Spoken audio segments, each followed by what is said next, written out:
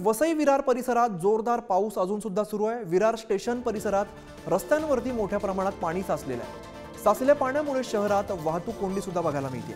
पावसाचा जोर वाढल्यामुळे शहरातील वीज पुरवठा सुद्धा अनेक ठिकाणी खंडित झालेला आहे। वसई विरार या ठिकाणची आपण दृश्य पाहतो। रस्त्यावरती सुद्धा मोठ्या प्रमाणात पाणी साचल्याचं आपल्याला बघायला मिळत आहे। संध्याकाळी 7 वाजताची आपण दृश्य पाहतो। या ठिकाणी रस्त्यांवरती मोठ्या प्रमाणात पाणी साचलेलं आहे, त्यामुळे वाहतूक करताना सुद्धा याचा त्रास सहन करावा लागतो। वसई विरार परिसरामध्ये जोरदार पाऊस आपल्याला बघायला मिळतोय। संध्याकाळी 7 वाजताची आपण दृश्य पाहतोय। ट्रॅफिक जाम सुद्धा यामुळे आपल्याला बघायला मिळतोय। वसई विरार मधली ही दृश्य आहेत।